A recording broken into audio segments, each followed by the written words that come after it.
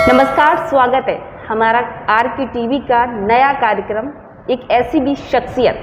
तो आपको बता दें, शख्सियत कार्यक्रम में हम लोगों की जीवन यात्रा को जानते हैं कि आखिर लोगों की जीवन यात्रा का सफ़र कैसा रहा। तो फिरोज़ाबाद के महिला अस्पताल की अगर मैं बात करूं तो उसको संभालने वाली, उसको निखारने वाली, उसको संवारने वाली और सबसे बड़ी ये बात कि मरीज़ों में और महिला मरीज़ों में विश्वास जगाने वाली कि आप सरकारी अस्पताल आएँ, सरकारी सुविधाओं का लाभ लें। तो हमारे साथ मौजूद है उस अस्पताल की संरक्षक CMS डॉक्टर साधना राठौर। उनसे जानेंगे किस तरह का उनका सफ़र रहा, कैसे यहाँ तक आई और क्या क्या तैयारियाँ की, किस तरह से अपना प्रेरणा स्रोत किसे मानती हैं। मैम, बहुत बहुत स्वागत है। यूँ तो आपके कार्य के हमने बहुत सारे किस्से सुने हैं, लेकिन आज आप आर के टीवी पर बैठी हुई हैं। तो सबसे पहले तो किस जगह से आई आप, कैसे फिरोज़ाबाद को कैसे चुना? जी, आपको बताऊं मैं सबसे पहले मेरा जन्म मध्य प्रदेश के धार शहर में हुआ। शायद आपने सुना हो, ये राजा भोज की नगरी कहलाती है। छोटा सा शहर है। मेरे फादर वहाँ डिग्री कॉलेज में प्रोफेसर थे और मेरी मदर भी डिग्री कॉलेज में ही रही है, शिक्षिका। तो मतलब बचपन से घर में शिक्षा का माहौल तो था ही। फिर पापा का गवर्नमेंट जॉब था तो ट्रांसफ़र होते रहते थे। फिर उनका एक रिमोट एरिया झाबुआ में ट्रांसफ़र हुआ, जो काफ़ी आदिवासी इलाका है MP का। MP में सर्विस ली मेरे फादर की। तो ये वो मतलब पूरा आदिवासी इलाका। मेरी पूरी स्कूलिंग वहीं से हुई। आप विश्वास नहीं करेंगे, पूरा हिंदी मीडियम स्कूल, टाट पट्टी वाला। और वो शायद आप लोगों ने तो आज नहीं देखा है।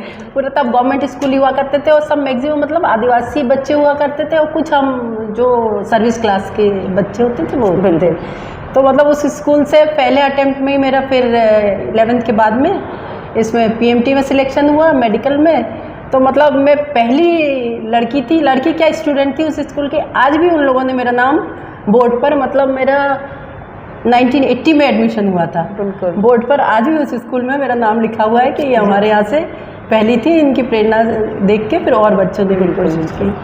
फिर वो है मेरी पूरी शिक्षा MBBS और MD उससे MGM मेडिकल कॉलेज इंदौर से MP से हुई है। जी।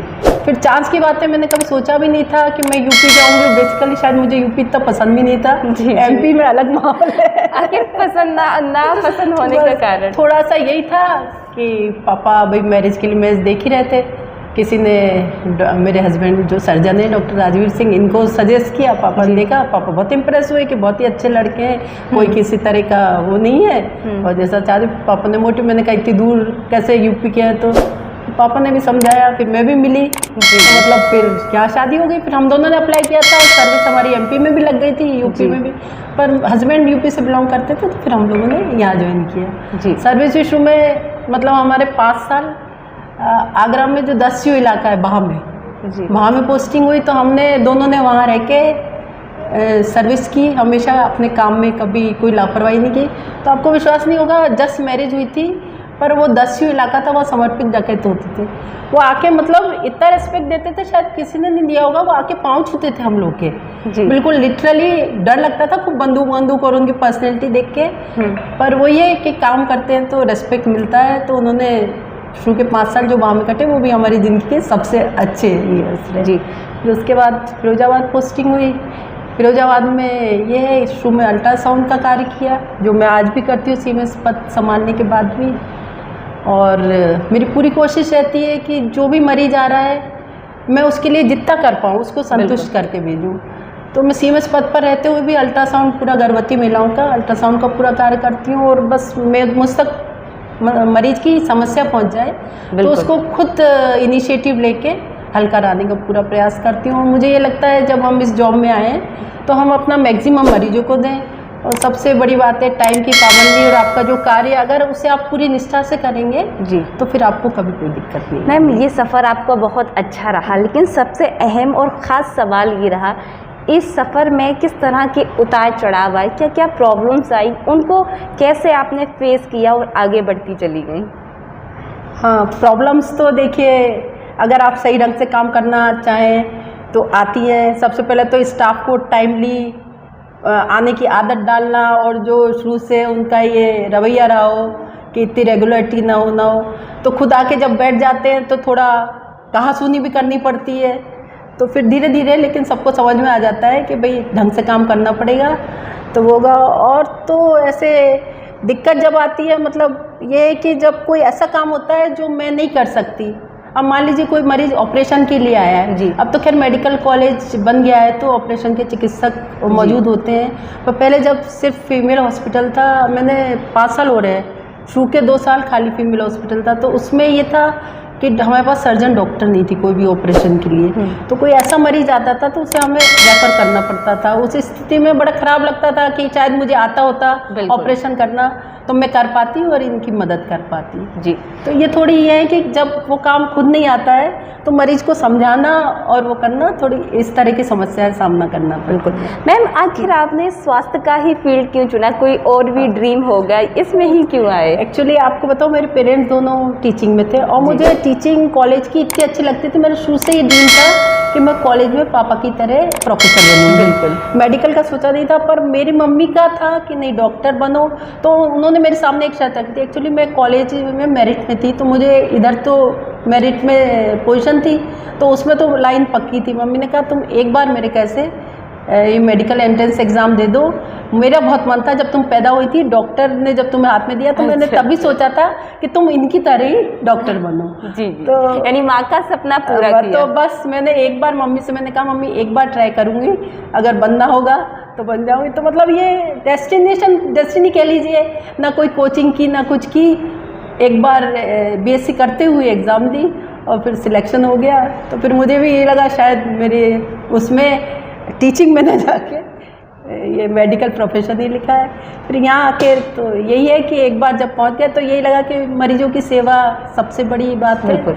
हम जिस चीज़ के लिए हमें वह काम करना चाहिए और पूरी ईमानदारी और निष्ठा से करना चाहिए। मैम जिस तरह से देखा जा रहा है कि आपके पति हैं वो भी डॉक्टर हैं, सर्जन है, तो आप लोग मतलब दोनों डॉक्टर, किस तरह से जीवन की गाड़ी कैसे चलती है? देखिए इसके लिए तो मैं अपने पति की जितनी तारीफ़ करूं वो कम है। उनका शुरू से पूरा सहयोग मिला। यूपी में आई तो मैं बिल्कुल नहीं थी, मतलब उनका ये कार्य में भी सब तरह से उनका पूरा सहयोग मिला। और हम लोग की भी मतलब गवर्नमेंट की पॉलिसी की भी तारीफ़ करूँगी कि हस्बैंड वाइफ को एक जगह पोस्टिंग देने का प्रावधान है।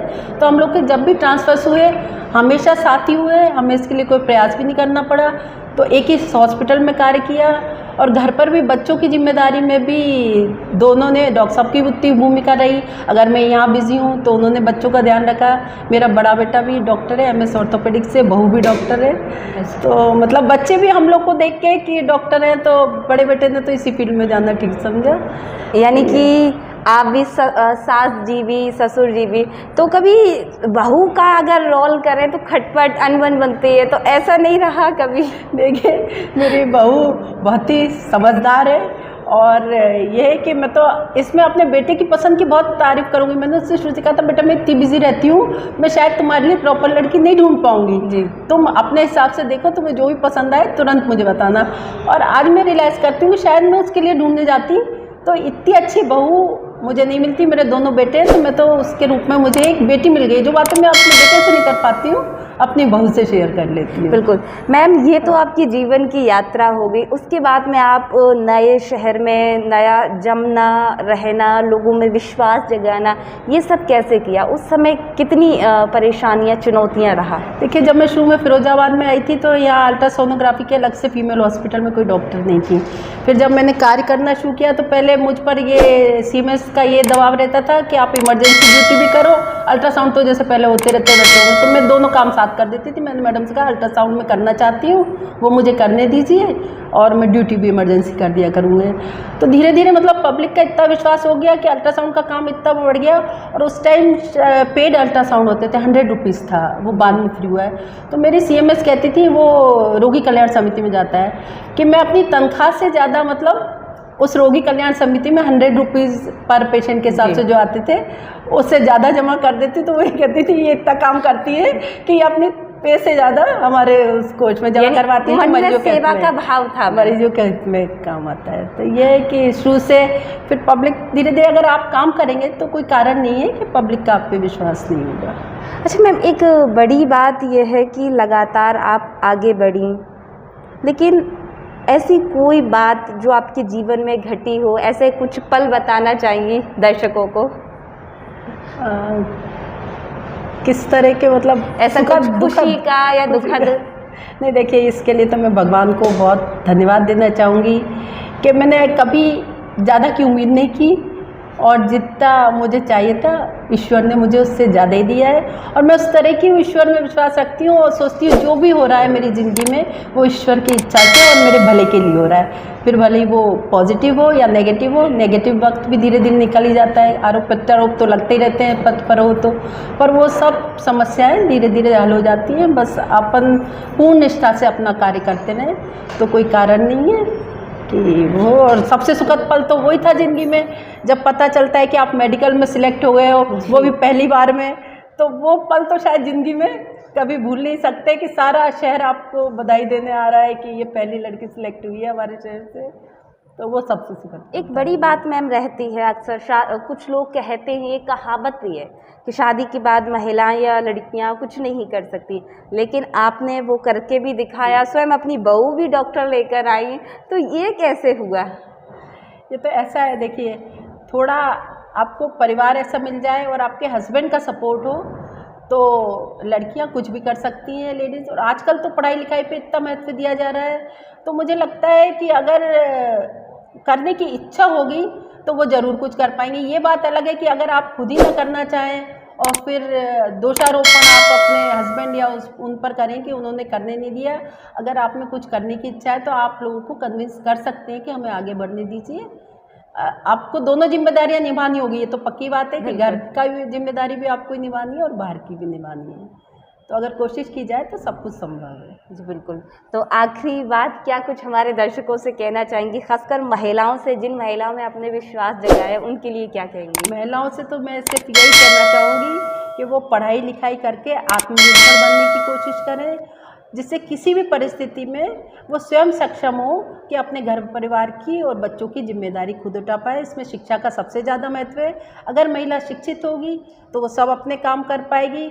और एक अपील मैं हर उसमें करती हूँ कि महिलाएं अपना स्वयं का बैंक अकाउंट खुलवाएं, जिससे एक तो हम लोग जो पेमेंट करते हैं, जननी सुरक्षा योजना डिलीवरी वगैरह होती है, वो पेमेंट भी उनके खाते में आसानी से जा पाएगा। और अगर अकाउंट होगा तो वो स्वयं को आत्मनिर्भर महसूस करेंगी। आगे का क्या सफ़र रहेगा मैम?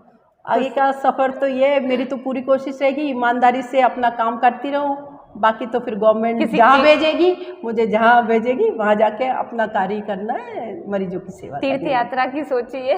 तीर्थ यात्रा अभी तो नहीं, वैसे तो काफ़ी तीर्थ घूम चुकी हूँ जी, बद्रीनाथ के वगैरह सब, पर यह है अब रिटायरमेंट हो जाए तब पूरी एक बार सारे वो घूमना चाहती हूँ। बाकी तो साउथ वगैरह के भी काफ़ी घूम चुकी हूँ। बिल्कुल, बहुत बहुत शुक्रिया। तो ये थी CMS डॉक्टर साधना राठौर। हमने कही तारीफ उनकी कही, लेकिन आप भी आइए ज़िला अस्पताल में महिला वार्ड में देखिए कि वाकई जितनी तारीफ कही और जितना उनसे बातचीत की उससे कहीं ज़्यादा उनके कार्य की अगर हम बात करें तो ईमानदारी से निभाते हैं।